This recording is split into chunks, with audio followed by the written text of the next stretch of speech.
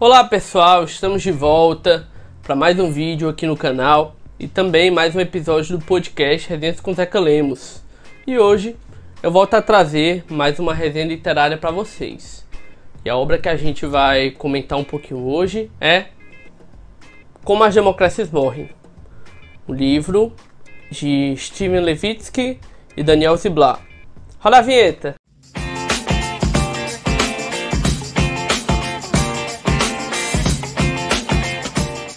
Bom, gente, esse livro, o Como as Democracias Morrem, como o título já é autoexplicativo, ele busca falar sobre os processos envoltos de regimes democráticos que de alguma maneira entram em colapso. Mas aí é interessante porque ele traz um ponto de vista um pouquinho diferente do senso comum que a gente tem da morte de uma democracia, sobre como um regime democrático acaba e se torna numa autocracia, numa ditadura, enfim, num regime autoritário. Ele traz,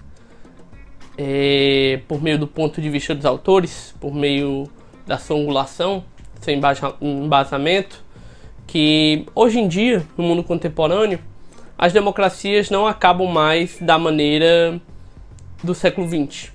No caso ali, principalmente da primeira metade do século XX. Que a gente tinha em mente que para uma democracia acabar, para se instalar uma ditadura, se precisava pegar em armas. Era aquela coisa do conflito armado, da guerra, colocar o exército na rua, enfim. Como a gente se acostumou ao longo da história. Daí, o livro faz uma retrospectiva, um panorama histórico, a partir ali das ditaduras nazifascistas, né, na Europa, Hitler na Alemanha, Mussolini na Itália, enfim. Também trazendo para o contexto das ditaduras militares da América Latina. Brasil, Argentina, Chile, Uruguai, como a gente aqui bem conhece. E aí, ele mostra, por meio de exemplos mais atuais, mais recentes, que hoje em dia não é preciso mais isso. Não se precisa mais construir um conflito armado. Não se precisa mais formar um clima de guerra na população. Atualmente, as democracias morrem por meio da própria democracia. É um processo até de metalinguagem. Pode parecer um pouco esquisito, mas se explica bem isso no livro. Vejamos bem, a gente tem diversos líderes no mundo recente. O Chávez, depois o Maduro na Venezuela, o Viktor Orbán na Hungria, Fujimori no Peru, Rafael Correa no Equador, que foram líderes eleitos de maneira democrática, que foram líderes que chegaram ao poder por meio do povo, por meio do voto, sistema democrático como a gente conhece. A priori, nenhum problema nisso. A questão é como esse processo se constrói. São outsiders, pessoas geralmente de fora da política, pessoas geralmente que não têm um conhecimento muito grande do processo político, ali, da necessidade de articulação, da negociação, do respeito ao diferente, ao contraditório, que por meio da via democrática chegam ao poder. Geralmente sempre em torno de uma fórmula comum. Qual é essa fórmula? Falar que os adversários opositores são uma ameaça à democracia, fazendo uma projeção daquilo que eles mesmos são, né? Atacar instituições, atacar o judiciário, ofender a mídia. Você pode ver, é um processo comum, é um processo normal.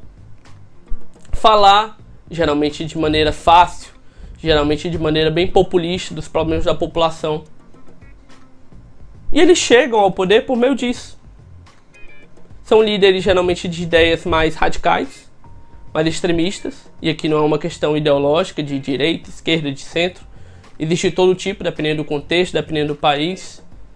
Mas isso vai acontecendo pouco a pouco, de uma maneira que a população não se toca. De uma maneira que o povo não percebe que ele é uma ameaça à democracia. Que ele contribui para o colapso do regime. E aí, o livro ele traz essa perspectiva principalmente a partir da eleição do Trump nos Estados Unidos. ali no contexto de 2016. E ele mostra, coisa que a gente pouco conhece, que não começou com Trump. Esse processo de radicalização, esse processo de extremismo nos Estados Unidos. Já havia de alguns anos, grupos extremistas, radicais, preconceituosos, que propagavam opiniões ali mais agressivas, mais respeitosas ao diferente. E o Trump foi apenas uma figura. Foi apenas alguém que centralizou aquelas pessoas, que foi eleito pela via democrática. E segue todos aqueles elementos da fórmula comum que a gente comentou. Atacar opositores, colocar adversários como ameaças à democracia, atacar instituições, judiciário, meios de comunicação. Então, tudo isso está envolvido. E a gente pode perceber, é um processo que acontece tanto no mundo desenvolvido, quanto no mundo subdesenvolvido, emergente. O país está passando por alguma dificuldade, por algum período de crise, seja econômica, moral, social, enfim. Chega um líder de ideias mais radicais falando bonito, mostrando que é diferente, que é antissistema, que luta contra o establishment, como eles gostam de falar. E ele vai ganhando o carinho do povo. E ele vai ganhando a aprovação. Até que ele chega lá e pouco a pouco ele deteriora a democracia. Não à toa, a gente notou como terminou o governo do Trump com a invasão ao Capitólio. Aqui no Brasil, não muito diferente, com a questão das invasões do 8 de janeiro lá em Brasília. Então é um processo de radicalização muito perigoso, porque ele é em grande parte silencioso. A gente não vê.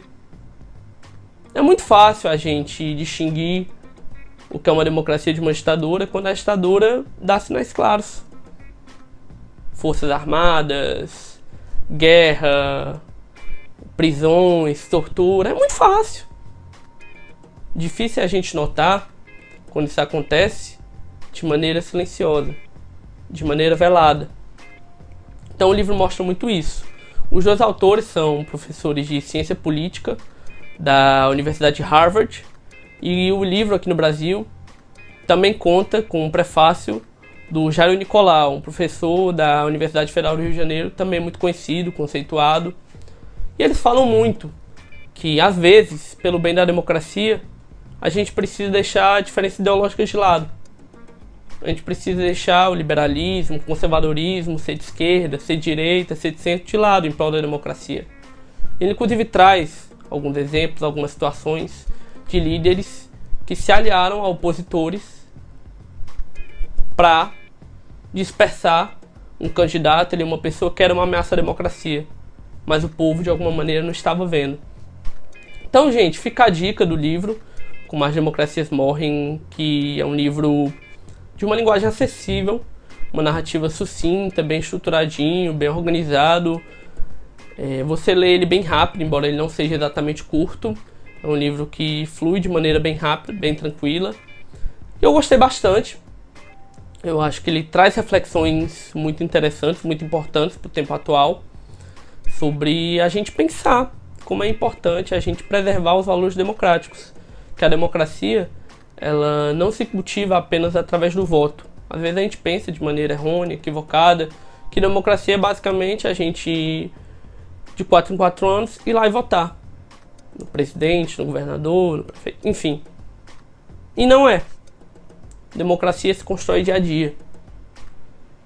Democracia se constrói no cotidiano do país.